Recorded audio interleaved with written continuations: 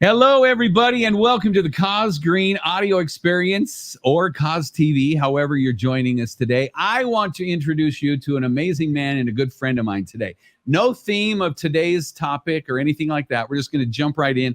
I want you to meet somebody that's just an amazing person and tell you about his new movie, Faith of Angels, coming out September 13th in select theaters and nationwide September 26th.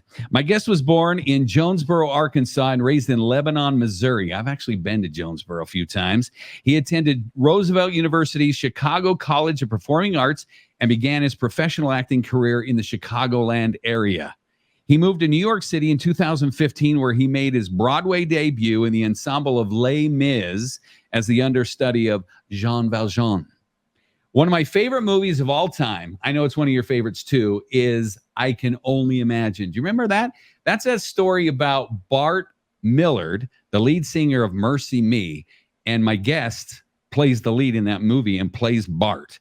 So after the production of I Can Only Imagine, my guest returned to Broadway as the standby for Elder Cunningham in Book of Mormon.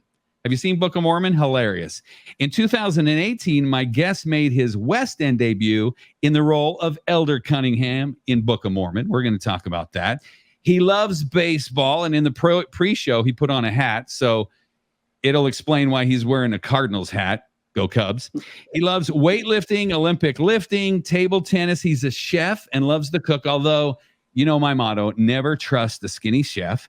He loves his lovely and talented wife, Elizabeth. I know he's going to talk about her, and his 3-year-old son, Gus. Now, he stars in that new movie called Faith of Angels. It's going to be easy to find. Go to YouTube and check out the trailer. We're going to watch it here in a second.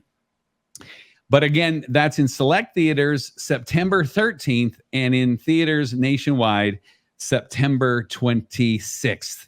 My friends, help me welcome the lovely and talented himself, John Michael Finley. There we go. Pushing all the buttons. That's the beauty of live TV. John, welcome to the program. What's up, man? That was such a lovely intro. Thank you. How are you? Hey, you know what? I read it just like you wrote it. Hey, I actually didn't write that one. I had my cousin write it for me. That's awesome. Hey, I am officially jealous. You have full permission to wear a baseball hat tonight because you are where? Tell us where you're at and what you're doing. I am in Cooperstown, New York. I am a grown man with a child's heart, and I just couldn't give up baseball. So I'm competing in a 40 and up men's tournament here in Cooperstown, a fast pitch baseball tournament. So we're having a great time. 40 and over, but wink, wink. I'm not 40 yet. I'm close to 40, but I'm not 40 yet. But no one's checking birth certificates. No one's checking ID? No. Well, vote while you're there. Yeah, there you go. Well, I'm officially jealous because I subscribe to the Peter Pan model, which is never grow up. I think that's why we're such good friends, because that's right? Kind of my life model. Yeah, absolutely. And I like baseball too. Kind of spent the summer doing, a few ball games already. I think I did 51 games for the Marshalls and then the Gates World Series. So I have so much baseball in my veins right now. I'm just jealous you're there. I was just going to say, I'm jealous of you, man. I told you, I want to get in the booth with you or go to a game. I would love to do that. I'd love to watch baseball. Before I had a kid, we lived in Queens, and I was about 15 minutes from where the Mets played, Citi Field. And if I had an evening free, it'd be 6 o'clock, and you go find a $5 ticket on StubHub, and you could do that for the Mets. Oh yeah. Admit it, you could do that for the Mets, not the Yankees, but the Mets. Yeah. John, let's take a sneak peek of your new movie, Faith of Angels. Dad, do you think we could go into the mine now? Yeah, these mines are like a maze. You could turn around so quick in here. Can you imagine walking around in this with no light? Can't even see the opening anymore. Hello? Can anyone hear me? It's been nearly 24 hours since 10-year-old Joshua Dennis was last seen. Joshua! Someone's gonna find him. Why can't they hear me?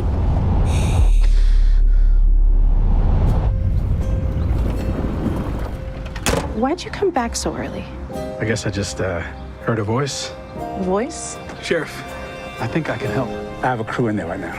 They handle this kind of thing. If he's in there, we'll find him. What is he doing in there? Is he cold?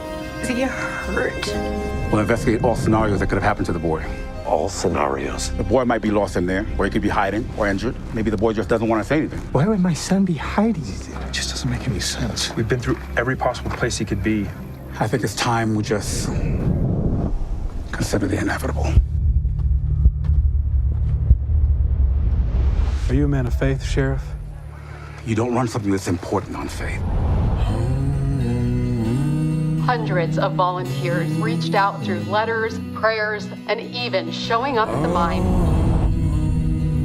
I spent my life crawling around through those tunnels, and I can't shake the feeling that I should be helping. Take heart, my love, 'cause when I see you, I see hope. When I see you, I see hope. There's a world that needs what you got to give. We have a missing boy. If he has even a sliver of hope, we better respond to it.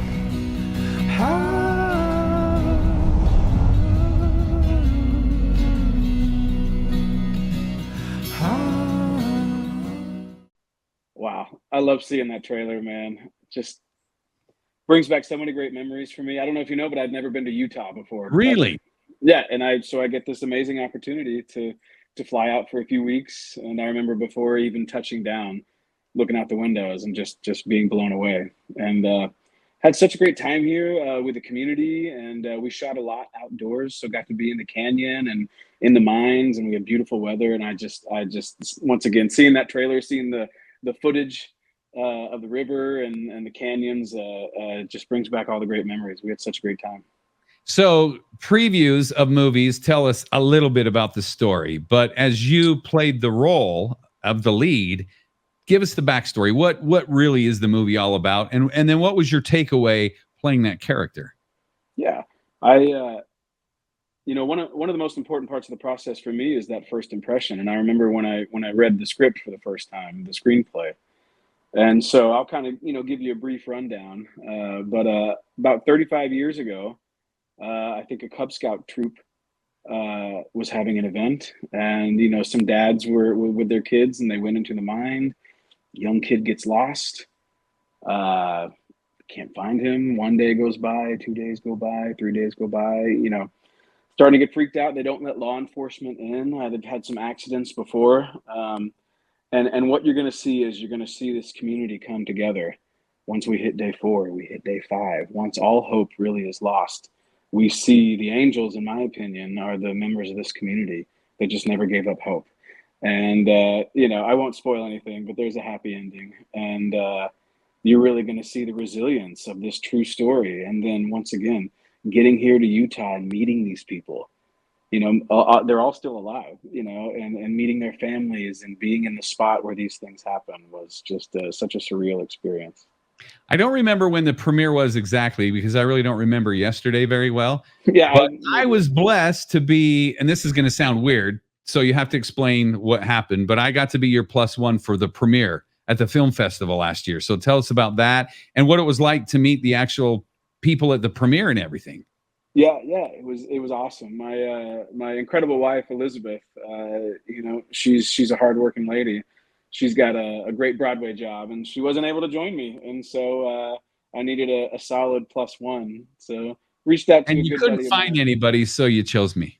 You were like my 10th text, but you still came in top 10. So. I still came in top 10. That's awesome. Yeah, no, I was so glad you were available, and you were such a calming presence for me. I really needed like a buddy there with me, because it can be overwhelming. You're trying to represent something. You're meeting people for the first time. You're meeting people you haven't seen in a long time. You're celebrating once again this community, and you just want to do them right. You know what I mean? And so it was great to have you there. We had a great time.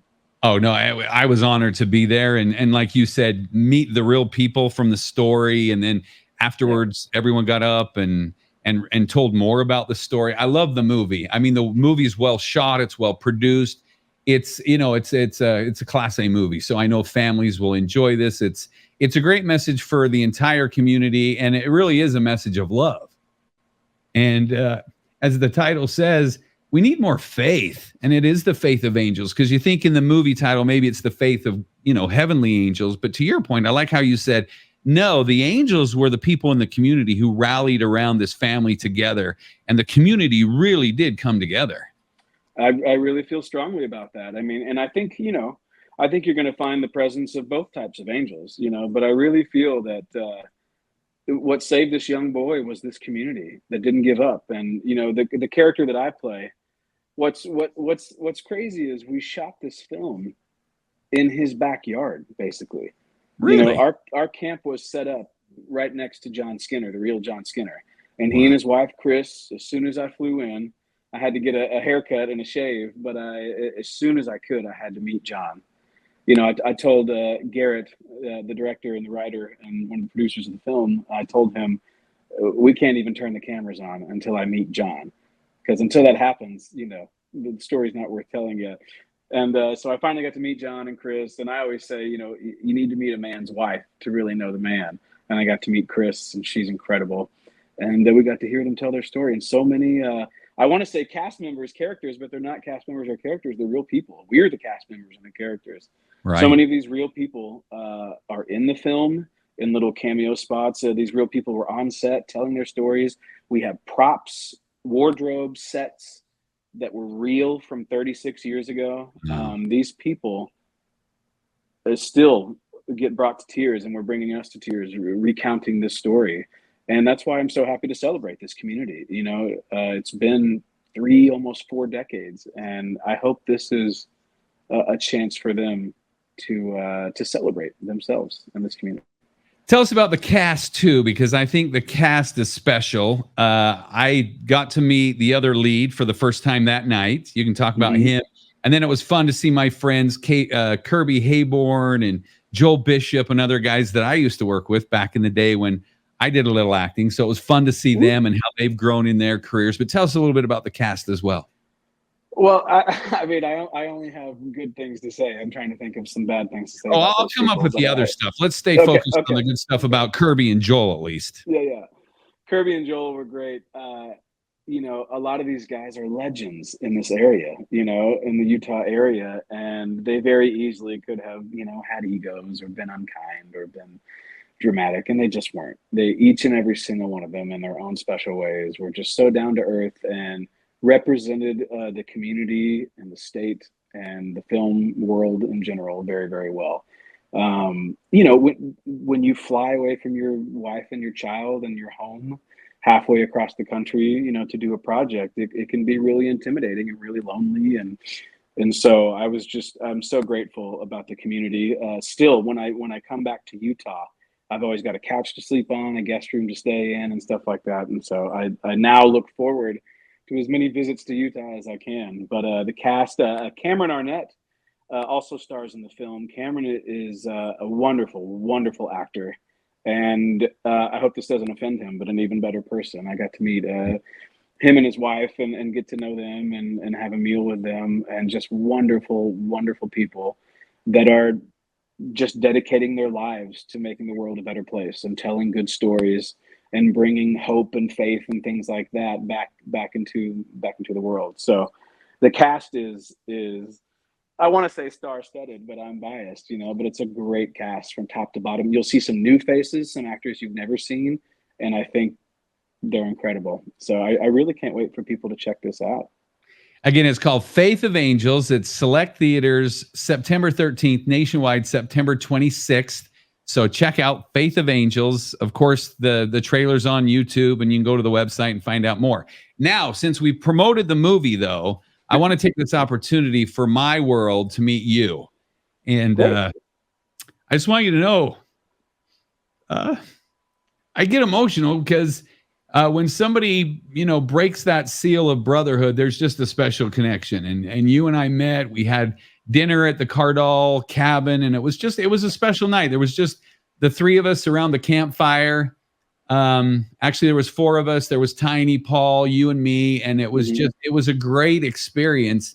And so when there's that connection, and then we went to the premiere, and there was just this connection. I just wanted the world to meet you too, because I had revered you from afar, because one of my movies that I love the most, and I really mean this, I'm not just saying this because you're on here tonight, is I Can Only Imagine, because I'd heard that song a lot. And anytime you see like an inspirational video or something, they'll put that to I Can Only Imagine. And so that song always kicks my keister. It really does. I can't hear it without getting emotional. And so I really didn't know what to expect. And then when I watched the movie, I mean, you do such an amazing job as Bart. So let's talk a little bit about that movie and get people excited to see that too. Talk about your experience making I Can Only Imagine. Well, I just have to say I love you, man. I appreciate you saying all that. That was really a great time we had and a great night. And, the feelings are mutual. As far as Imagine goes... I'm sorry. Imagine. We'll call it Imagine. I liked how you contract. Whatever you want to call it. Yeah. Imagine. It's one word. The more time that goes by, the more time. Now that I have hindsight, it was an incredible experience. And the more time that goes by, the more I just cherish it and I'm grateful for it. And even when the experience was happening, it was amazing. But, when you're so close to something, when you're having a first experience, when you're kind of elevated to a level you really haven't worked at before in that particular genre, there was just a lot of intimidating factors. And the more grateful I am. The amount of people that film has reached out to, the crowd that it has reached that normally don't get reached. The amount of tough guys, bikers with tattoos that come up to me and talk about their relationship with their father, relationship with a parent, or their relationship with their kids and stuff like that. It's just a movie that just kind of broke through some barriers with some people. And people ask me all the time, like, did you know when you were filming it? And I don't know, man, I knew it was going to be awesome because I was a teenager when this song came out. Wow. I can only imagine. I mean, it was like the most popular Christian song of all time, faith-based song of all time. And so when my agent first sent me the script, I was like, this is amazing. And I didn't know the story behind it. I just knew that it was an incredible song. And I think like everyone else that I just thought he was talking about, God or his heavenly father and stuff like that. And I had no idea this incredible, nuanced, traumatic story behind this love story of a father and son and how this song came to be. And so I knew because, I knew the audience that this would be a hit. And there's always ups and downs in the film world, but I really thought we had a great time. There was a great atmosphere on set. And, that song had been marinating for like 20 years. And, I'm just glad that we did it enough justice that people really embraced it with open arms, and it was incredible. I'm glad you love it. I love it. It was fun. What was it like working with Dennis Quaid? Dennis was great. I at the time I didn't know that his son Jack was an actor, and that Jack and I are very close in age. I had no idea. His twins were on set with us at the time. They were 11, I believe. I think it's always interesting to hear the story behind the story. And it's not every day you get to talk to an actor about auditioning and everything. So you're working on Broadway when you got the audition for I Can Only Imagine. Tell us the story. You're absolutely right. We had just moved to New York. My wife and I had both gotten Broadway jobs, dream come true. And I told my agent that, I don't really want to leave my Broadway job, but, something good comes along, I want to be auditioning because you just know that those jobs don't last. There's always, something else coming. And so my agent reached out, sent me a breakdown is what we call it. There's this movie that's going to be made called I Can Only Imagine. And I thought, I know a song called, and then I read on and it's going to be a film made about the writing of this song, the creation of the song. And so here's what's wild. My parents had never visited me in New York before. I just moved there, and they couldn't come out straight away. So they had planned a date to come to New York City to see me on Broadway, to see me as Jean Valjean, one of the dates I was on as an understudy. And so it was an amazing experience. But I can be an anxious person sometimes, especially in New York with my parents who are not city slickers. And my parents can be anxious that way. Population what? The population in Jonesboro, where you grew up, and then ultimately Lebanon, Missouri, not big cities. No, Jonesboro is not too bad. But yeah, certainly like Lebanon is a small town. surrounded by even smaller towns. You know, there's one high school, there's one middle school, you know, that type of town. And so, you know, my parents are in town, and I knew from experience, you know, I went to college in Chicago and lived for years in Chicago, and I love Chicago. If you ever get a chance to visit Chicago, which I lived in Chicago up in the north. That's right. You're a Cubs fan for some reason. I mean, well, you know, 2016, brother. What a great year, I guess, for baseball. That's when I lived there. It was great. As a Cardinals fan, it was good for baseball for the Cubs to win a World Series. I will graciously admit that. Happens every 100 years. That's right. That's right. So my parents are in town, and I'm worried about them. And from experience, I made the decision that I'm going to stay in their hotel room, you know, because Manhattan is just a busy place. You know, they're not good in that kind of area, let alone with smartphones at the time, you know. So I remember getting the audition breakdown, 3 scenes. You got to sing the song. I don't think I had to sing the whole song, but it was like sing a good portion of the song. Really? Here's like 3 or 4 scenes, and they needed it pretty quick. I just remember having the conversation that I can't fly to LA. They were having auditions in person. And I'll have to talk to Bev. Bev Holloway is an amazing casting agent and casts a lot of things like the Chosen series, and she cast I Can Only Imagine and many, many other awesome projects. You know, she was holding live auditions. They were looking for Bart. And I think she saw, you know, a couple hundred guys. And I couldn't make it out to LA. On Broadway, we get 1 day off, and that's a long, long flight. And so I told my agent we're going to send in a video. And she said, okay, but don't film it on your phone. This was, you know, almost 10 years ago. It was 10 years ago, actually. She said, don't film it on your phone. She wanted me to like really go for it and go book a studio and book a camera and book a professional reader and really make this look top quality. And I thought she was nuts. I was like, no, I don't have that kind of money. I'm just going to film this on my phone like every other audition. And she really pushed, and she was right. And so I didn't sleep at all that night. I had the script. I read the entire script, and I had to memorize my lines. I had, like I said, about 4 scenes. I didn't need to work on the song because I had that song memorized, you know, since I was a teenager. And I got up early in the morning. I had 2 shows that day, and one of them I was going to be Valjean. So it was a big day for me. My parents are in town. They're seeing, I think it was my mom's first ever Broadway show, you know, maybe my dad's too. And so I didn't get any sleep. I read the script, loved it, you know, because that's my first impression of, that's like me watching the movie for the first time. Blown away.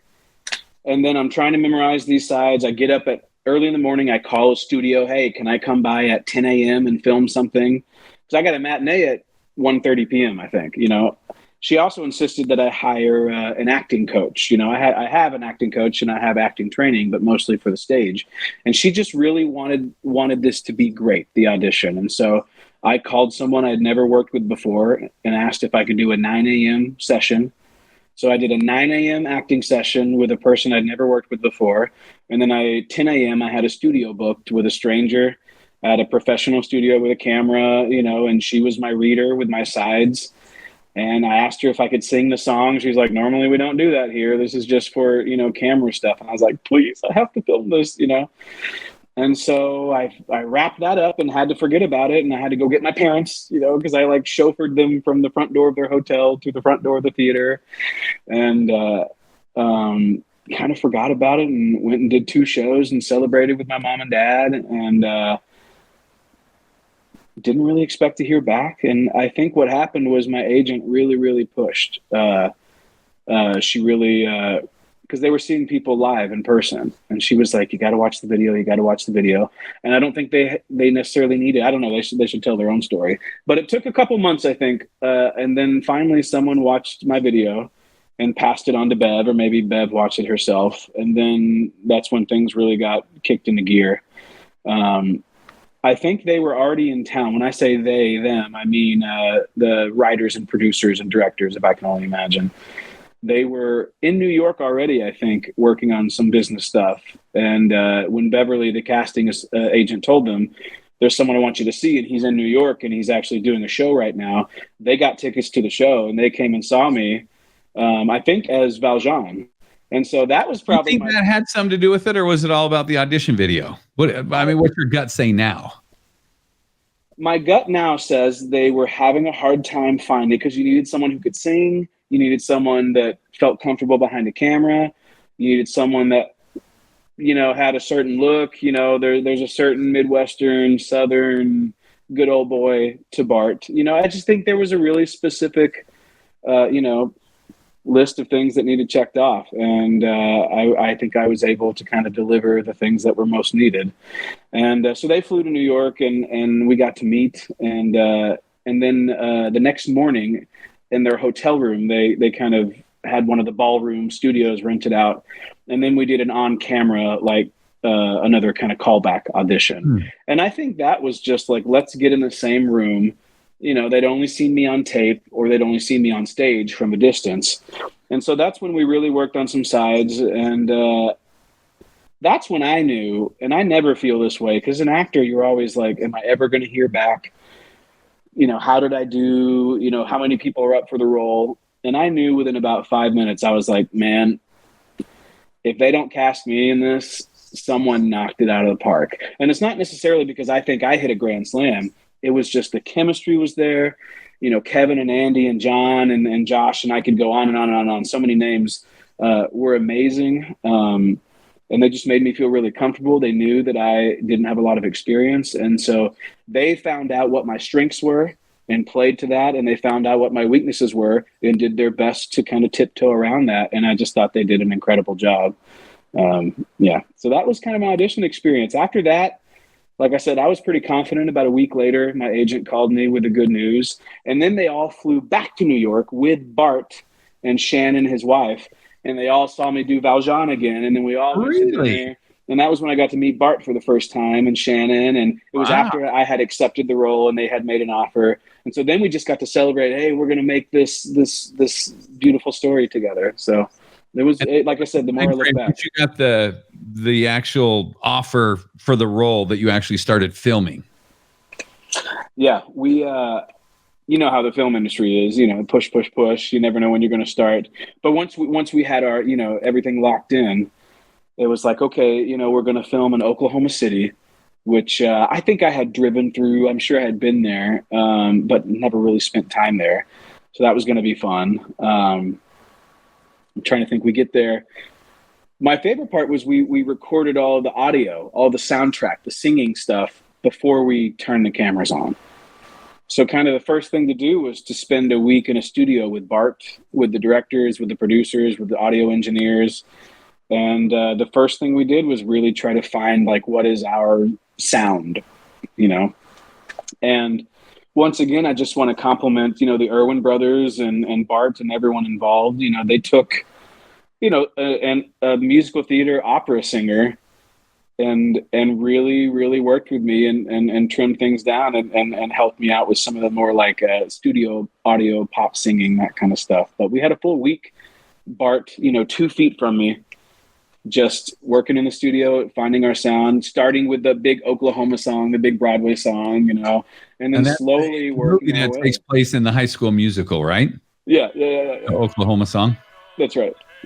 That was such a fun part to film because, you know, that's you on stage doing that Oklahoma song as though you're in a High School Musical. So that had to be sweet in that respect. Exactly. And you know, I did High School Musicals, obviously, at my high school. Loved it. Had a great time. What's so great about that, you brought up the word sweet. It really is, because you're at a real high school. And who better to fill the stadium than the actual students at the high school? Who better to play the other cast members? You know, there was what's her name? Aunt Eller, and there was a Curly, and there was a whatever. I was Curly, I guess. There was a Judd. But they had a whole cast because they saw Into the Wings, and they saw, you know, all the other stuff. Anyway. So what was really sweet, it was like there's a real high school theater drama troupe that works there, and that they call that their home, and there's a real band and orchestra. And so it really felt like we brought that community out to portray a real community. And so it was really sweet to work with those high school kids and the cast and crew. Yeah. What was it like to work with Trace Atkins? Trace, you know. That's one man I want to meet one day. Oh, man, there's so much about Trace that's hard to put your finger on. You really gotta be up close with him. He's the real deal. He's a guy the real deal. A guy you have to look up to. Yeah. Right? Yeah. Like Trace is about 7 or something? 6'6", 6'7", big dude.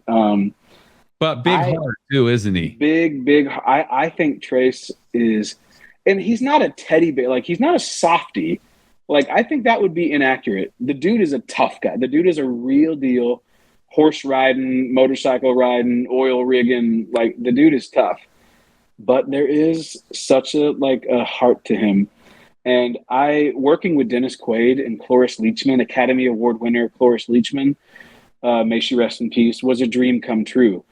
But I think I had the most fun with Trace. Trace is an exceptional actor. Trace really is, in my humble opinion, a very good actor. And some of my favorite scenes were with Trace. He's a great guy, been through a lot of ups and downs. And like I said, it's just the real deal. We talk about salt of the earth experience. I love Trace. I just thought he was phenomenal. It was to me, a great actor does not look like they're acting. And you're just like, he doesn't act. You know, one of my favorite movies as well that he's in is Lincoln Lawyer with Matthew McConaughey. And he's not acting. He's just Grace Atkins, right? Because there's some stories that I can't say, publicly. But the dude has lived lives. The dude has had those experiences that you see only action star movie actors have. You know what I mean? Like, the dude has lived 3 different careers, 4 different lives. Crazy dude. Love him. Oh, that's awesome. Well, thanks for sharing a little bit about that. There was just a connection with him in the movie. Yeah. Because he doesn't like you guys, he doesn't like Mercy Me, and he's not sure. And then, when he walks in that theater and he hears Bart singing it, and maybe talk a little bit, because not everybody's going to see the movie, but I think it's amazing how Amy Grant gets the song. So talk about this a little bit, because this is actually a really cool story about persistence and living your dreams and all that. How Bart writes the song, and he's in a group himself, Mercy Me, but he gives up the song to Amy Grant, and Amy Grant goes to perform it, and this is going to be her big comeback song. She steps on stage, and she turns the mic over to Bart and lets him take over. I mean, that scene says so much, one, about Amy Grant, but 2, just the power of that song. Talk about that for a second. What that was like reenacting that? It was really phenomenal as an actor, as an artist, to talk with the real Amy and talk with Bart and really discuss this big life event that happened. Talk to the real Brickle. I can't wait to introduce you one day, Kaz, to the real Brickle. I think you'd love him too. But these people, they're all artists. They're all people of faith. I think they realized something that probably a normal person wouldn't realize, that this was a special song. This was a special event. This was something bigger than all of us. And I think, I'm thankful that Amy had the wisdom and the humility to say, this ain't mine. This isn't for me. And I'm glad Bart had the courage to step up there and take that at bat, And we Hollywoodized a few things. Bart always says, the real Bart always says, the little things are what we changed. All the big things are real. Like we changed. Like what little things should we know about? To give us a little inside scoop. Well, he's from Greenville, Texas. So we just assumed the football team would be green. But that's not the case. They were red.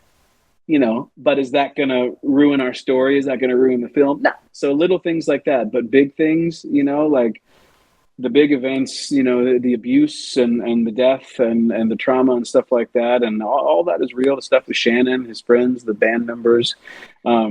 Actually, as far as the jersey goes, Bart had to do some research, and it's like, why aren't we green actually in Greenville? I think it was World War I or II when green fabric is in high demand. Yeah, the green color dye was being put into all the uniforms and everything. You couldn't dye anything, and red dye's easy. Exactly. So Greenville, Texas, I believe, switched their colors to red for the effort of the country. Yeah, and so little things like that were changed, but the big stuff. I mean, that's what's so powerful about it is it's a true story. We're not trying to catch lightning in a bottle. We're just telling the true events of what happened. And that now, like I said, Amy having that humility, I think in real life, I hope this doesn't spoil it for everyone. I think in real life, they sang the song together as a duet. Like I said, I hope I'm not ruining it for everyone, but it all happened like that. And he got the opportunity kind of last minute to go up there and showcase his hard work. But it's such a beautiful moment. And like I said, to hear them retell the story, you know, it's been however many years, it's just great. And they all have families now and children, and the perspective that they have and the hindsight that they have. It's great. So a good actor really does step into the role. So you stepped into the role of Bart Millard. How did stepping into the role of Bart change John Michael Finley? I love that you asked that, because it's not where I thought you were going with the question. But then you like slingshotted it around back to me. And so I'm a little surprised by that. How did it affect me? That's such a beautiful question. I had an older brother who was killed in action in Afghanistan. I'm sorry. And I appreciate that. It was a long time ago. But I think, you know, there's obviously a little bit of a void there, and not to get too deep, but Bart, you know, Bart is like an older brother to me. And when I first got to meet him, you know, I told you earlier about the night that we all met for the first time. They came and saw my show on Broadway, and we got to go have dinner, you know, and we're sitting there, you know, my wife is there. She was my girlfriend at the time, but my wife was there, and Shannon and Bart are there. And, you know, Andy and his wife, and I think John and his wife were there, the directors, the brothers, the Irwin brothers. And, you know, Bart would reach for his drink and I would reach for my drink at the same time, and he'd pick up his fork. We learned really early on, like within minutes, that we're both just big dorks. You know, we're both overgrown children, you know, like you said, that just never want to grow up. We both will do anything for a laugh, including flatulence and taking our shirt off and silly things like that. You know, Bart is such an inspiration to me, because like, to me, he's living the dream. He's an artist. He's the lead singer of an incredible band. But then the other side of the coin, he's an awesome husband. He's got 5 incredible kids who all call me fake dad. You know what I mean? And so he's a family man. He's also living his dream. He's a great storyteller, a great songwriter. And so I'm just inspired by him. And so it wasn't, I don't want to say it wasn't too difficult, but it wasn't, because Bart is just an open book. And, you know, I could sit here and talk to you about how I'm a hardworking actor and I'm prepared and you know, sure. But really it's, you know, you step into that environment, and once that train leaves the station, you got to lean on everybody and rely on everyone else you're collaborating with. And Bart and I just did that really, really well. You know, yeah, I love Bart. He's such a great So guy. Give me one word then. If you can take one word that would sum up how that experience making I Can Only Imagine has now affected the future John Michael Finley of where you're at today. Give me a word that just sums it up, that experience did this to you. Transformative comes to mind. Grateful comes to mind. I can't think of one word, but like perspective shifting. You know, those big events that come along in your life, you know, people being born, people leaving this earth, you know, divorces, marriages. This was one of those big events for me that just shifted my perspective on a lot of things. Because it reminded you, didn't it? I remember around the campfire up there past Oakley, when you started talking about just your experience, your whole countenance changed.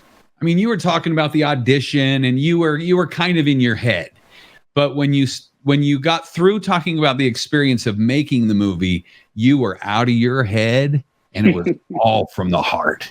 Yeah, it was such a beautiful experience. And once again, every year that goes by, I'll have such a clearer view of what went down. But it was a special moment. It was a story that needed to, I think sometimes you just got to get out of the way. I don't know if there was anything I could have done regardless. You know, it was a story that needed to be told. And I think people showed they were ready to receive it. And so the best thing we could do was just like prepare the meal and let people enjoy it without trying to overdo it. And, yeah, for me, you know, to just, you know, I almost said between you and me, but I know there might be some people watching or listening. I got engaged on the set of I Can Only Imagine. Really? Tell us about that. So Elizabeth's your girlfriend when you get the gig. Yeah. Tell us how you got engaged on the set of I Can Only Imagine. That's an awesome story. Well, I'm probably a typical dude in that, I wanted to marry this girl forever, and I was too insecure, and so I waited for like that big special project, to try to. And I didn't need to show off. We had been together for 4 years at the time. I proposed on our 4-year dating anniversary. Wow. But my wife works hard. My wife is busy, and so she took a couple days off. Yeah, my wife is a Broadway music director and a Broadway conductor, and like I said, hardworking, smart, intelligent. She's always when I met her, she was the most prepared person in the room, and she brought cookies. And you're like, okay, what's not to like about this person? And did she make the cookies, or did she buy them down at the corner shop? No, she bakes and I cook, so we make a pretty darn good team. Yeah. Dinner and dessert? Wow. Dinner and dessert. That's right. And so, I wanted to do something special. It was towards the end of the shoot. And so I got everyone involved. I got the whole crew involved. I got some of the cast involved. I was a nervous wreck. I'll try to be very brief, but I didn't have the ring yet. The ring was a family heirloom. It was her grandmother's ring. And her grandmother, who was still alive, she only had 2 granddaughters on that side of the family. And so one granddaughter got the band, and my wife got the engagement ring. And so my wife had shared with me when we started talking about, our intentions with each other, that she would love to wear her grandmother's ring. And so I contacted her mother and her aunt, and I said, I'd love to propose. And they were like, oh my gosh, this is amazing. Well, what's your plan? And I said, well, I don't have a plan. I need the ring before I make a plan. And they're like, without saying it, they're like, well, we're not giving you the ring until you have a plan. This is like our family gemstone, And so it was such a hilarious back and forth. So my wife is such a family-oriented person. And so I knew she didn't want anything special or anything crazy. I knew that she would want to celebrate with her family. And so, I talked to some of my friends that had, been engaged and got some helpful tips. And so I set up dinner with my wife. And then what I wanted is, as soon as I proposed, and hopefully, she said yes, then our family would start strolling in one by one to celebrate with us. And so there's really only one skyscraper in Oklahoma City. I think it's called the Devon building, the Devon building. Yeah, and it must be a very low sky because 9 stories is not very tall. Yeah. But no, it's not 9 stories. There's one big one sticking straight up. And so, I had reached out to almost everyone. And what was going to happen was, my wife's mother, my mother-in-law, was going to fly in that morning. My wife had been with me all weekend. She had been on set. We were enjoying Oklahoma City together. It was the weekend of our anniversary. So we're just having a nice anniversary weekend. So her mom flies in with my parents, her mom, her godmother, her best friend, her cousin, like as many of family that could get there. And they brought the ring with them. So because they weren't putting that in the mail. No. They're not even going to FedEx the ring. So could you imagine waking up and showering and heading to work like, I'm proposing to my future wife today, and I don't know what the ring looks like. And I hope it fits. Yeah, a complete panic attack. So I had one of the PAs, a great friend of mine, Jillian. She was amazing. She was like texting with my mother-in-law. I was filming all day, and I have no idea when I'm going to be done. So I made reservations at 6 different restaurants. At different times, just in case p.m., time you 5 ended? p.m., 6 p.m., 7 p.m., 8 p.m., and 9 p.m. Because no one would take a 10 p.m. reservation. They thought I was crazy. Because I had no idea when we would be done, and I needed to have her anyway. What time did you wrap that night then? We wrapped, I think, like at 5 or 6, and I think we made the 7 o'clock at the Devon building, which is the one I wanted to make because that was the one skyscraper. And I called them and I said, I want to propose. And they were like, oh my God, we'll help you out. Here we go. I hired 2 of the interns on set. They're brothers, the Solid brothers. And I said, can I buy you guys dinner and a drink?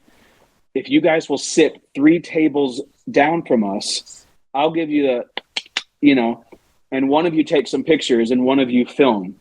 Because I asked a really close friend of mine, I said, when you got engaged, did you want cameras? Did you want video of it? And she said, I think I wanted it so that I could then decide what to do with it. So she suggested that I have video and photos and then give that to my wife and let her use that if she wanted to. So everything worked out perfectly. The hair and makeup team during the lunch break were like, hey, Liz, come over here and let's have fun with your hair. She had no idea. She knew it was our anniversary and that we were going to dinner. So that's how I covered everything. So nice job. And yeah, it was great. The staff were great. All our family started filing in, and that's when the tears started coming. Because like I said, she's just a family-oriented person. Because I've always wondered about those people that, propose at the Super Bowl. And of course they're going to say yes. Because there's 70,000 people in the arena or the stadium. So. I mean, obviously here we are years later and Elizabeth said yes. And you have 3-year-old Gus now. So everything worked out. But I mean, talk about pressure. I mean, you got this whole film production crew and hair and makeup and. Yeah. But they were made because they all had to keep this secret. Almost everyone knew because I needed everyone's help because it was going to be a hectic day. That's a great story. Yeah, but it was the ups and the downs, the highs and the lows. I got engaged. My parents got to come to set. They got to, see me in action for a day. I wasn't always able to be there because we're called at different times. But I think every day started with a devotional. And, someone got to share a little story, maybe a little testimony, a little devotional. And it was really, really great to have my dad come up and do the morning devotional that particular morning. My dad's a Southern Baptist preacher, so it was it was great for him to come on set and be a part of that. And unfortunately, the tragic part of the story is 2 months later, my mom passed. And so she never got to see the film. She never got to see the finished product. Really? But she got to come on set. Yeah, she got to come on set and check it out. And I really wanted to sing I Can Only Imagine at her funeral service. My wife's a pianist, and so I thought, well, this would be a nice, and I just couldn't do it. I remember trying to warm up, and I just I couldn't get through it, which is kind of unlike me. And so I reached out to the Irwin brothers, John and Andy, and I said, hey, and they were amazing. They were at the funeral, actually. They were so kind. They were kind enough to come down. They allowed us to play my version of I Can Only Imagine for the first time in front of people at my mom's service. Yeah. Just a recording or a video or what? It was basically a rough draft of what ended up in the movie, an unfinished, unedited version. So it, I just go back to your question, how did this film change your life? It changed my life. Changed my life. For sure. Okay. So if you have not seen I Can Only Imagine, let's just give you this warning. Okay. Got to go to Costco and get a case of Kleenexes. And I'll tell you what, if you don't cry in I Can Only Imagine, I want you to go in and see a cardiologist because you don't have a heart. I mean, it will touch you on so many different levels. Okay, can we switch gears then? Because you said that your dad is a Southern Baptist preacher. Mm-hmm. Okay, so we're working back in the life of John Michael Finley. So we started with Faith of Angels. I Can Only Imagine. So now let's go back and forth a little bit. Because you were one of my favorite characters in a Broadway play. You premiered or debuted on the West End in Book of Mormon. So how does a Southern Baptist kid play Elder Cunningham in Book of Mormon on stage? Tell us about that audition, that experience. God, it's just amazing. And that whole thing's just amazing. The Book of Mormon. I know you love it. What an incredible, another transformative experience for me. I had a college teacher, a college professor, come back from a holiday and say, he was a Cuban and a chain smoker, and he would say, Finley, I just saw a show on Broadway, and brother, there's a role in it for you. He had his heart set, and I remember thinking, okay, that's, weird. And I didn't know anything about the show because, I'm a broke college kid. I'm not flying to New York seeing Broadway shows. And the tour was not out yet. It was basically, you could only see Josh Gad and Andrew Reynolds on Broadway starring in the show. And the album wasn't even out yet, the cast album. So I just didn't know anything about it. I was a busy college student, but I had a professor kind of drop a little seed. And after I finished college, like the end of my senior year, the tour was starting. So this was like 2012, I think, was when the tour kicked off. And it kicked off in Chicago, where I was going to school. And the way that works is it was going to sit down in Chicago for about 2 or 3 months, and then it would kick off the first American tour of the Book of Mormon. And so I remember auditioning for one of the lead roles. There's 2 lead roles. Elder Price, who's like the Donny Osmond, handsome, tall, charming, good-looking, And then there's Elder Cunningham, the part that I played, which, if you know Josh Gad, who originated it. Tough shoes to fill, Josh Gad's shoes. Josh is incredible. I to this day, I have never met Josh. Really? We have like revolving door. Like I left a bar one time in London and someone was like, Josh just left, or I got to a bar, like we know some, because of the Book of Mormon, we have some mutual friends, but I have never gotten a chance to shake Josh's hand and say, thank you for making space for big guys like us that love to do what we do. I'm a big fan of Josh. So I remember auditioning for it. And I remember, on YouTube, I think I found a bootleg and I was like, oh my goodness, this role is right up my alley because, I love to tell stories and there's very much a part of me that is Jean Valjean. I think I look particularly Valjean right now with the hair and the beard. But there's also a very big part of me that is Arnold Cunningham, and Arnold Cunningham is just a puppy Labrador retriever, like Africa, like Lion King. Africa, like Lion King. That's a great line. Let me tell you this. I've had a pretty fun career so far playing, big funny guys, and all of my heroes. It mostly comes through either sarcasm and putting someone else down or self-deprecation and putting yourself down. I think of Jack Black and Kevin James and Seth Rogen and all these great, the Belushi's, these great comedians and actors. But someone usually has to pay the price for someone else's comedy. And the difference in Arnold, well, you're either cutting someone down or you're cutting yourself down or you're self-deprecating. You know what I mean? Like someone has to pay the price. Someone has to cut down for the joke to be lifted up. And that's how comedy works. And this particular character literally doesn't have a negative cell in his body. He just wants the best for everyone. And he's so misguided. He just turned it off. You want to talk about transformative roles. I cannot tell you how therapeutic it is. I got to do it for a little over 2 years. Really? To play Arnold, to play that character for 3 hours every night, where you just want twice on Saturday, right? Matinee? Yeah, exactly. But it's so therapeutic to pretend to be such a wonderful young person. And so it was such a great role. I got to do it on Broadway. I got to do it in London on the West End. I got to star on the West End, which is like, holy cow, like a bucket list. Holy grail. True. Yeah. Amazing experiences. What happened was I finished Les Mis. Les Mis closed in September. I filmed I Can Only Imagine October, November, December. We had a party to celebrate that we filmed I Can Only Imagine in Oklahoma City. The next morning I get on a fly to New York, and I start rehearsals for Book of Mormon. I do that for a year. I get married. Liz and I get married. We had to ask Book of Mormon, like, can we get married sometime this year? Like, can I get a day off? And they said, do it between New York and London. So I finished my contract in New York.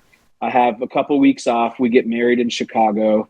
I won't give too many details, but we, through an incredible amount of fortunate circumstances, we got married on like the 68th floor of the Sears Tower in downtown Chicago in the Loop at the Met Club. It was a beautiful, gorgeous wedding. It was December in Chicago. It was 55 degrees and clear skies. Wow. Yeah, that doesn't happen. That doesn't happen in June in Chicago. No. Yeah.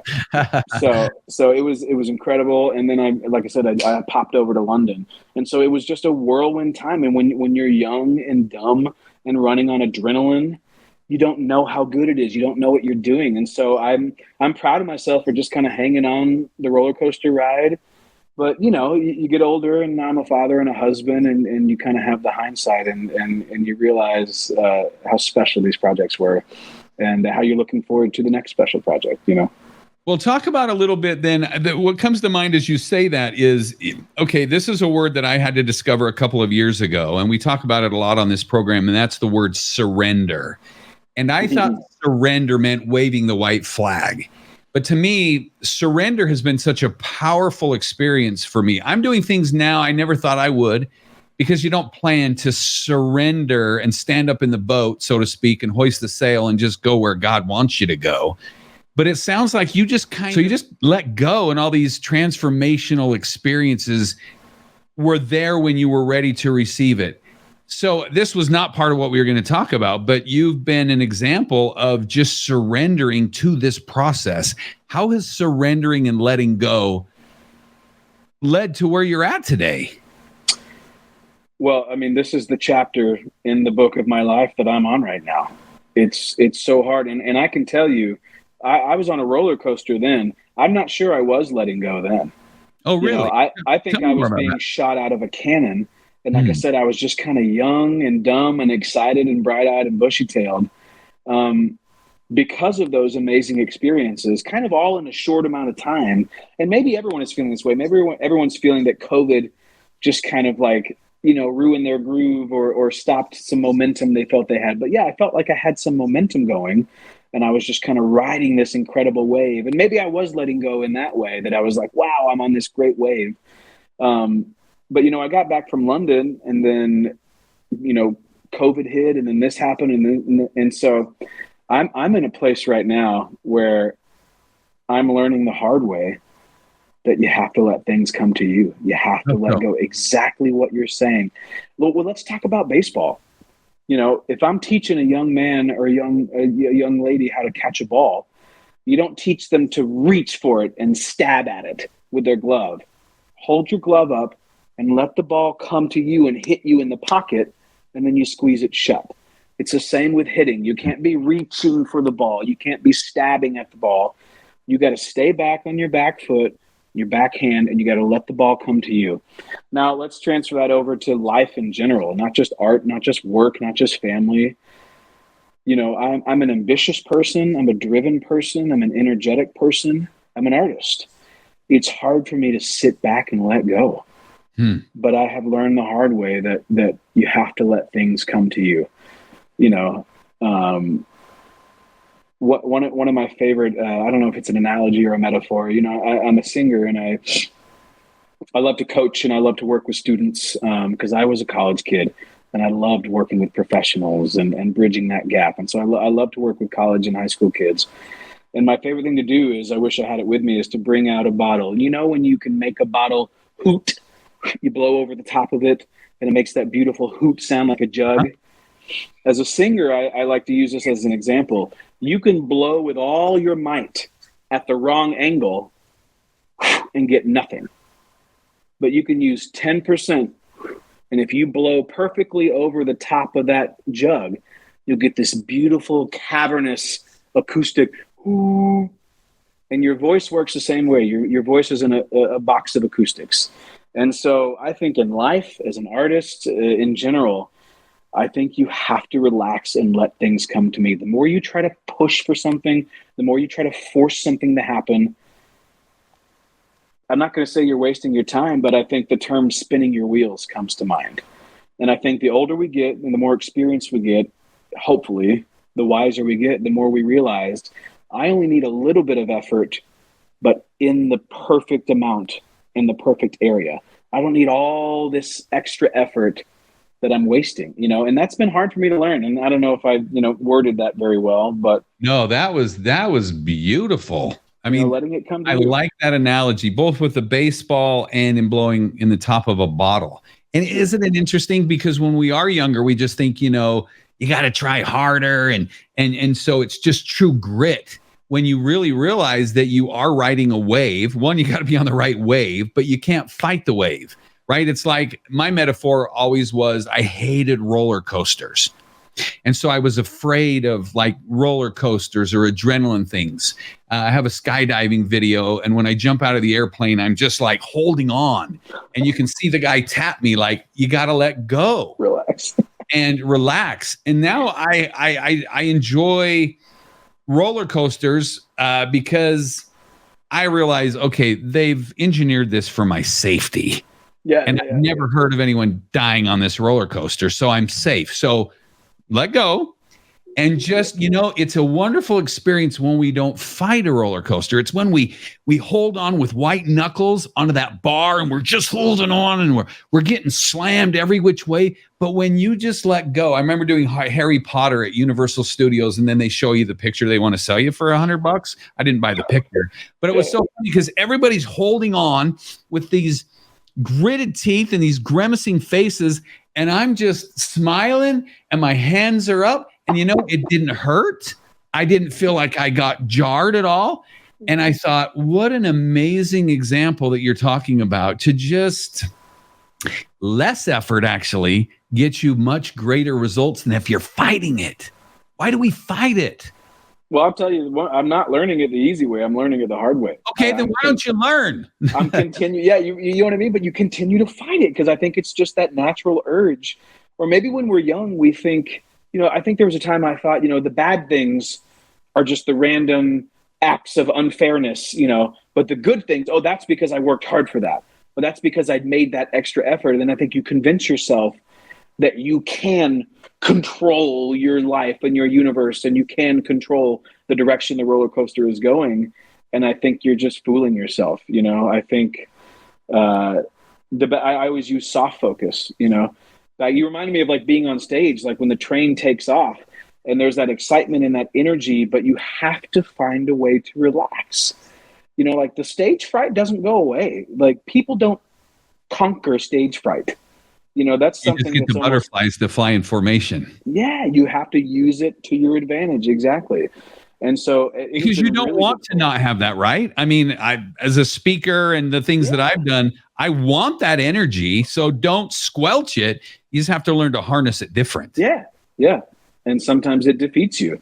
And I think that's where that experience, when I was a young actor, Broadway's a great example of, the entire cast of the musical about a high school is all played by 35 and 40-year-olds. You know what I mean? But it takes time. I hated it when I was young because I was reaching too hard. But now that I'm closer to 40, than I've ever been, you realize that time and that experience is valuable. And no wonder they hire 35, 40-year-olds to play high schoolers on Broadway, because the amount of nuanced experience and life experience that those people have, and professionalism and craft and artistry. And so it's hard not to push, but you have to find that soft focus. You have to find that relaxation. When you're up to bat, someone's hurling a ball as hard as they can at you. So you're nervous and you're anxious. 100 miles an hour. But you got to have that soft focus. You have to find a way to relax. And that takes time. It takes practice. I think a lot of people in certain artistic genres assume that, like, if you're not born with a gift, that there's still so much work to be done. If it's a craft, you have to be crafting. It's been incredible for me. Once again, I think as an artist, as an actor, you get such a unique perspective because it really is my job. And it's kind of up to me how serious I take it. And I take it seriously. I don't know any other way to do it. But, if I'm playing a doctor, I want to learn as much as I can. If I'm playing a professional golfer, if I'm playing the lead singer in a band, I want to learn as much as I can. That's part of the process for me. And I think, that gives you such a unique perspective into all these little worlds. Because basically what you're doing is learning a new culture. Every show I do, every film I do, even a commercial. I mean, if I'm playing some character with a pitchfork, like, it's my job to learn about the culture I'm representing. And what that has done for me is kind of given me that perspective that, and I'm not here to lecture anyone. I'm just as guilty as everyone else. But I think we've stopped giving people the benefit of the doubt. I think we've stopped, when it's someone within our culture, when it's someone who's in our tribe, then it's, oh, well, little Johnny's this and little Johnny's that. We give them the benefit of the doubt. We talk about how good of a person they are, blah, blah, blah. We make so many excuses for people simply because they line up with our culture. And we do the opposite for people who don't. And that's really what I've observed. And like I said, I'm not here to lecture or anything like that. I just wish we could all be a little kinder and realize that, like, we all are part of a different culture. We probably are all come from a different culture. But yet we all come from the same race, the human race. Yeah. So maybe we should start with that tribe first. I couldn't agree more. And I think really what we need, a lot of things. Do you ever watch a movie? What's a good rom-com where, like, you know, the lead couple actually like each other, but they just can't seem to get together? There's so many, like, you know, she walks out the door, she walks in the door, you know, or she's got, or, you know, you've got mail, or like, she doesn't realize that the person she the one that came to mind when you said that, because I love anything. My door doesn't swing that way, but if it did, it'd be Matthew McConaughey. But in 10 Days to Lose a Guy, right? You knew they actually liked each other, and it wasn't until the very end of the movie he's like, bullshit, and they have that moment, and they looked at each other, but they had to call each other's BS, and then they connected. That's so true, though. That's a great example. It's like, you know, I guess what I'm saying is I think we're choosing to disagree.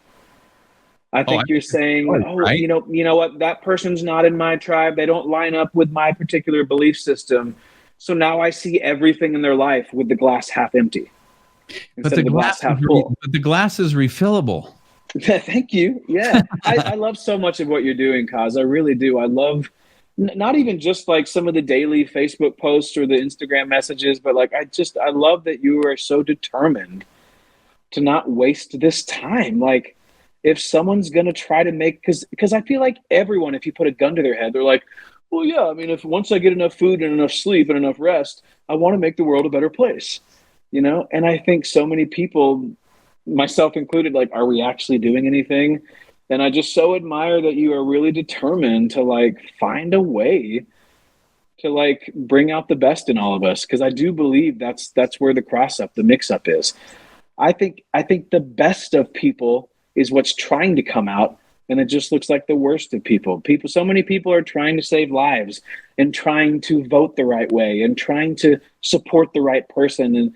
And they're justified in many ways they think are justified. And I think it's hard because it's not the easy way out. I think really your message is stop taking the easy way out. It's easier to be unkind and cruel and selfish. It's easier because life is hard.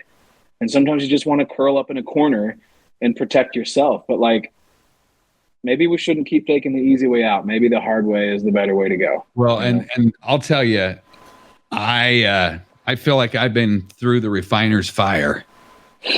Because, you know, I wrote that book last year, and I was told that was going to be impossible. And the way we did it and how fast we did it, was it perfect? No. And I sent you a copy, and you were so gracious to hold a picture of it, and it's really evolved, and there's more to it now, and the second half of it's coming out. But anyway, so I came up with this concept that love is the answer. So therefore, the universe said, really? Do you believe that? You're going to publicly say love is the answer. I'm going to test you then. Is love really the answer? And I'm more convinced than ever before, John. And I know this sounds so simple, and I tried to make it into, you know, something cute to be more elfish. And so it goes beyond that. But I really believe that this country is yet to go through an incredible transformation. And you know what will be the answer? Love will be the answer. Those that embrace love and learn to give themselves grace and give each other grace, those will be the people who survive. The people who bottle up the anger and the animosity and the vitriol on social media. I'm grateful that Mark Zuckerberg gave me a little piece of real estate that I can use every day. And so I try to use it for the benefit of others.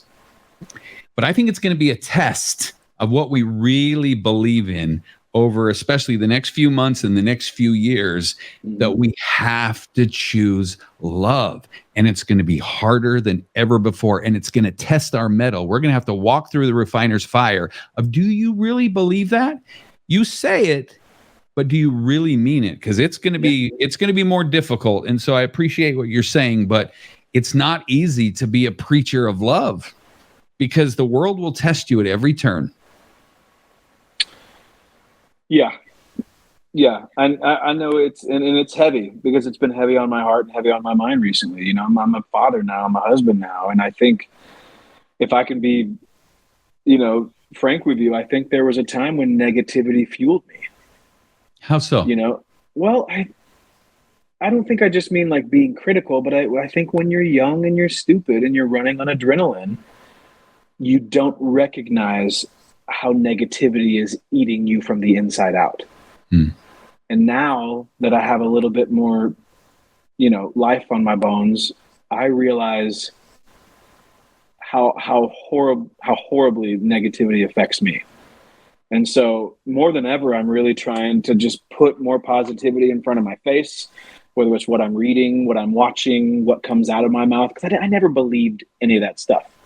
I thought those were just things that, the you know, like you are what you eat, or, you know, the content you consume can affect you. You know, I just kind of always believed, no, that's just something your mom tells you when you're a teenager to get you to stop playing video games, or, you know. But man, now I did not realize how much my participation in negativity in whatever arena, in whatever way, was affecting me, was hurting myself. And I had to learn that the hard way. And so now I think sometimes negativity is almost more natural. Once again, I think it's the easy way out. I think it's easy to stop trying, to stop fighting for yourself and for everybody else. Stop fighting for this earth. You know what I mean? When you're in a good mood, it's easy.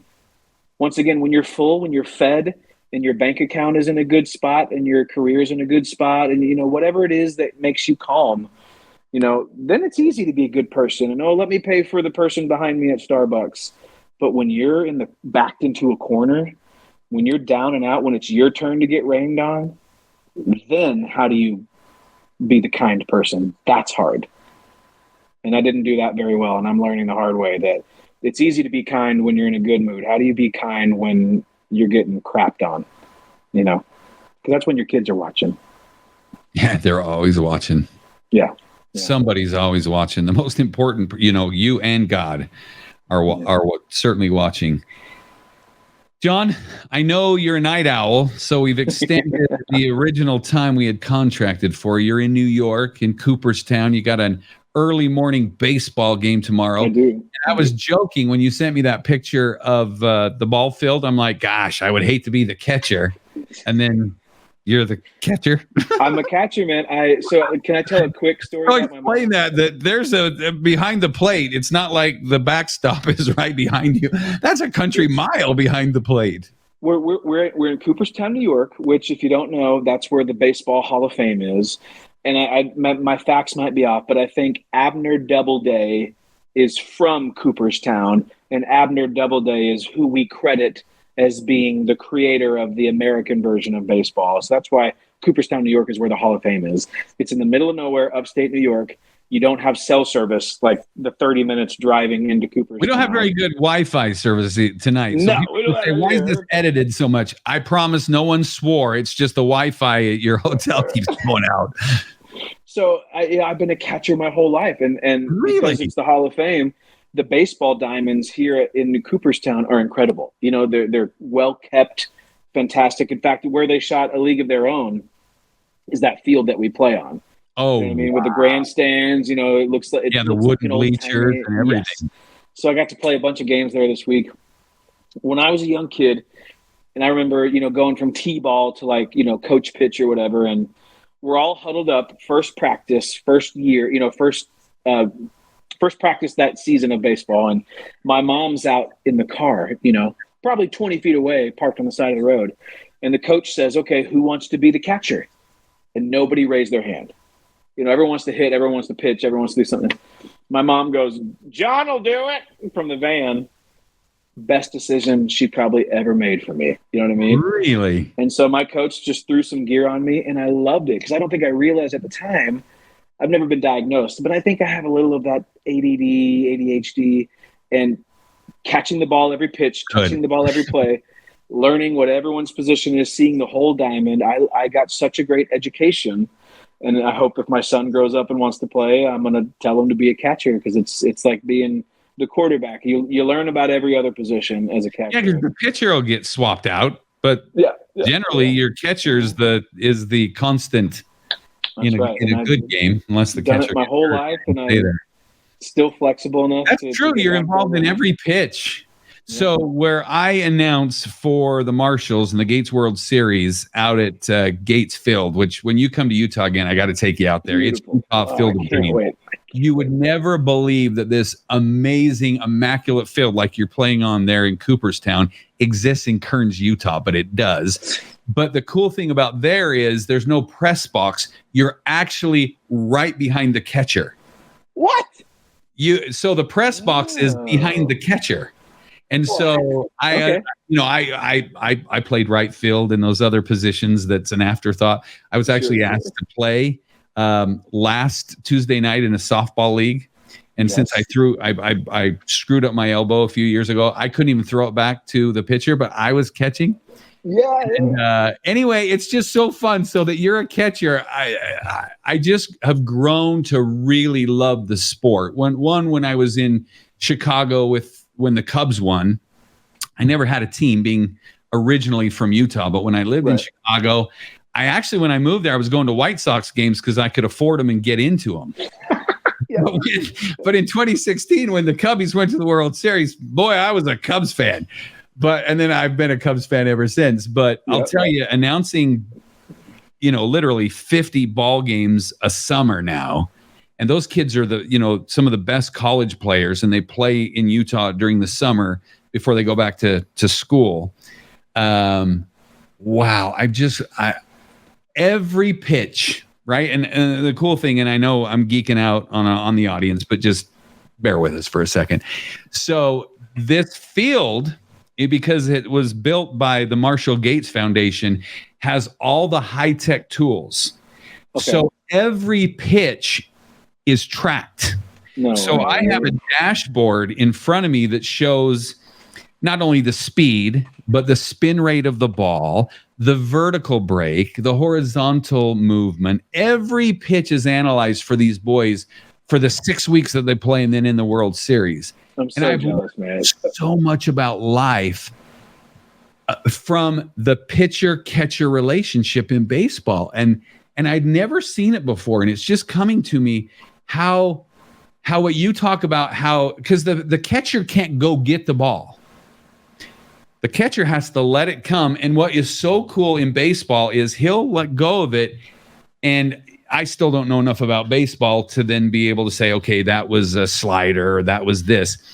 But as I'm watching every pitch come right at me, because that's where I'm announcing from, and in the software, I promise there's a lesson here to the audience. I love it.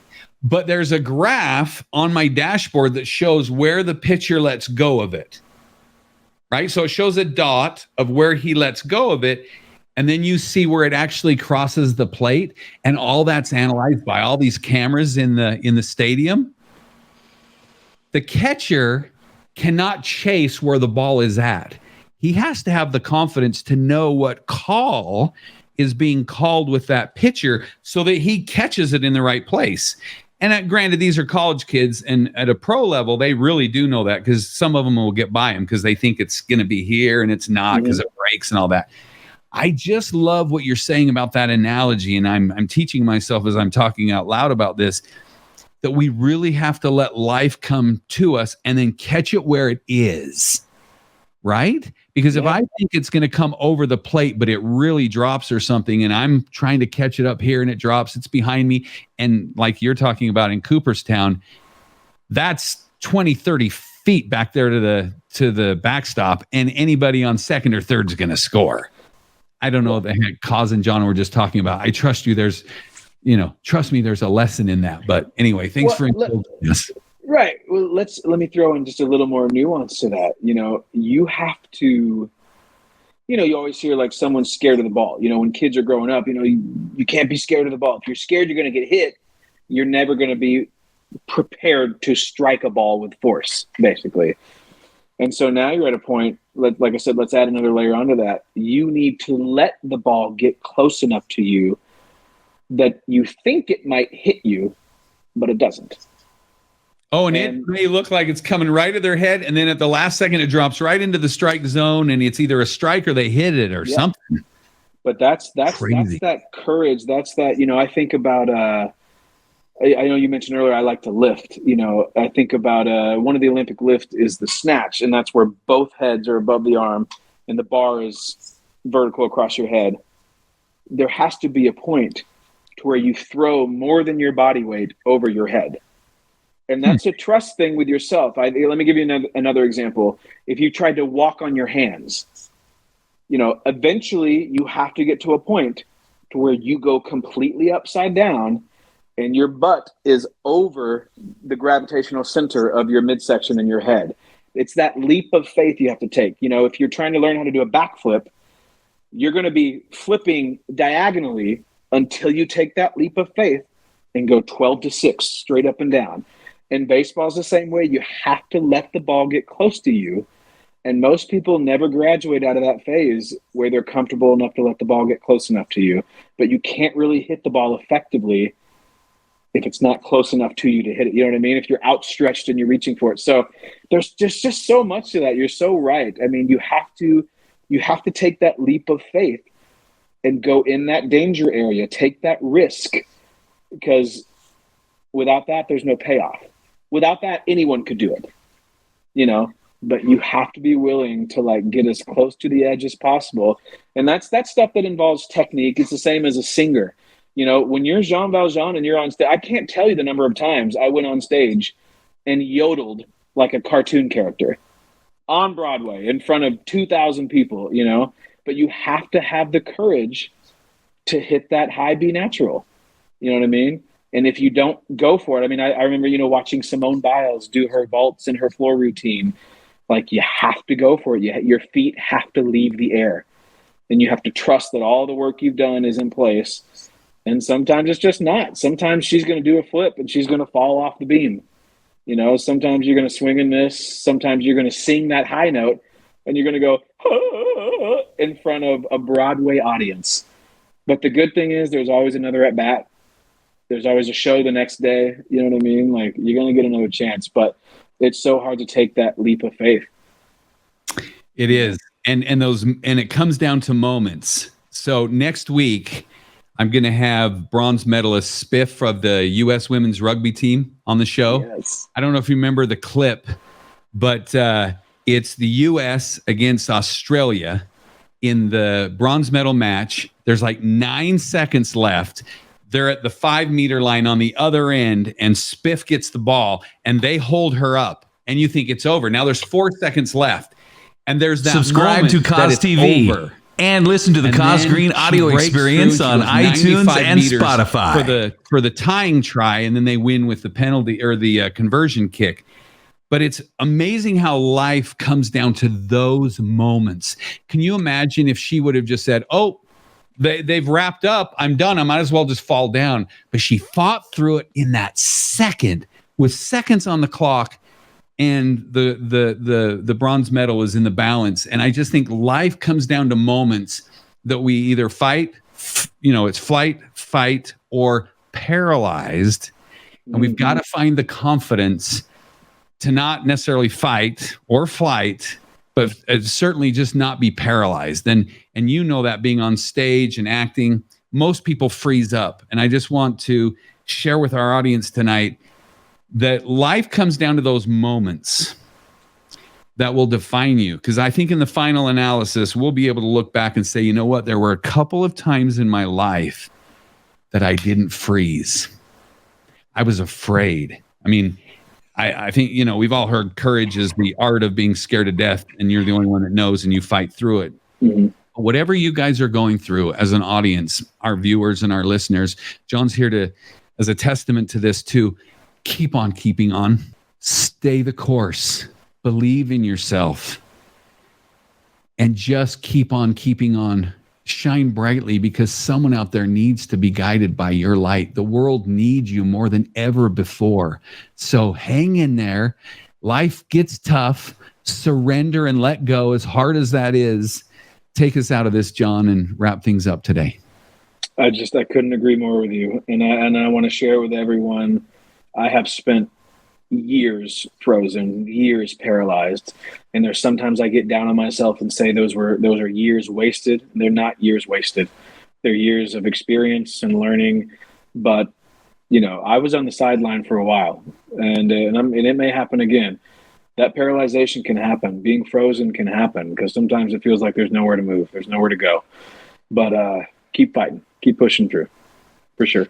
And when we're frozen, let it go. No, sorry. That was horrible. I'm not going to sing. You could. I'm written by the same people who wrote the Book of Mormon score. Yes. That same couple wrote Frozen and Let It Go and the Frozen movies and Avenue Q and everything. Great. I'm going to go to bed tonight with Let It Go playing in my head. Yeah. What a great song. John Michael Finley, I love you, brother. I have enjoyed this conversation tremendously tonight. Thank you from the bottom of my heart. I love you too. I hope to see you soon in person. I hope to get out there real soon. And I really do appreciate this. It's very kind of you. And I want to be on your team, man. I love the message that you're putting out there. And that's all I got to say. This was a pleasure. Thank you. Thank you. And as a reminder, everyone, keep shining brightly because someone out there does need to be guided by your light.